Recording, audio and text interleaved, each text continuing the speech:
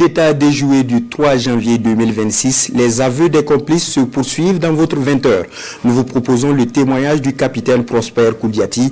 Il était chargé de neutraliser le commandant de la base des drones de Sapori. Suivez. Je suis le capitaine Koudiati Prosper de la 17e promotion de l'Académie militaire Georges Namanou de Pau en service à l'état-major de l'armée de l'air. J'ai été arrêté dans la journée du 2 janvier 2026 suite à une tentative de déstabilisation contre le pouvoir en place.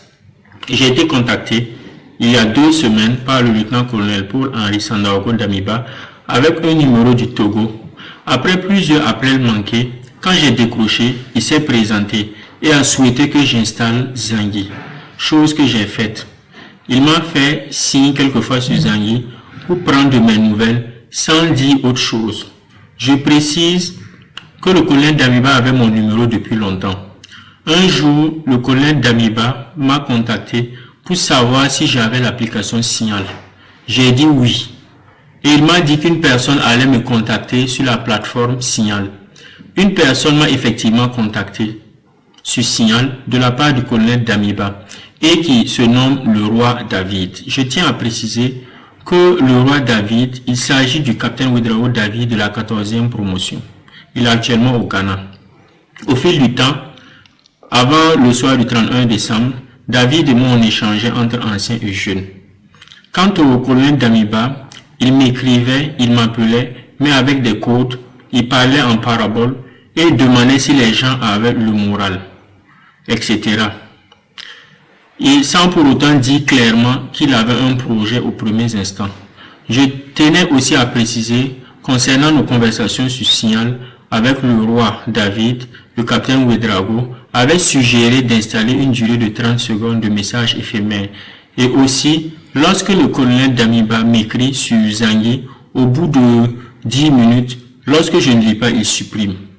Au soir du 31 décembre, le colonel Damiba m'a contacté pour me notifier que le roi me fera signe sur Signal pour un colis, sans préciser la nature, le contenu du colis.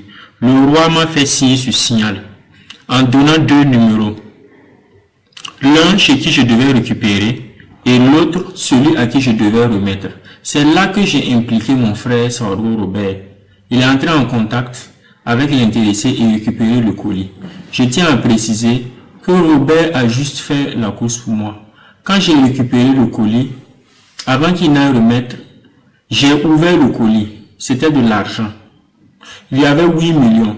J'ai décidé volontairement de soutirer 3 millions avant de faire remettre le colis de 5 millions à l'intéressé, par l'intermédiaire de Robert. Le colonel Damiba m'a écrit qu'il allait m'appeler le 2 janvier soir pour une mission qu'il allait me confier. Effectivement, le 2 janvier soir, comme promis, le colonel Damiba m'a appelé pour dire que le colis était à partager entre David et moi. Et la mission qu'il voulait me confier était de couper la tête du pasteur. Je tiens à préciser que le pasteur, il s'agit du capitaine Passéré, commandant la base des drones de Saponi.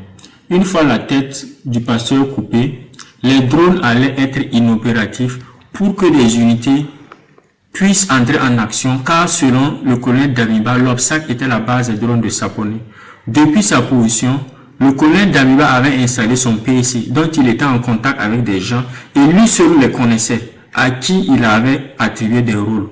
Moi et tout l'ensemble des missionnaires devraient passer en action le 3 janvier 2026 à 23h, selon les horaires du colonel Damiba. Je demande clémence à son excellence le capitaine Ibrahim Traoré, à la population et à toute la hiérarchie militaire.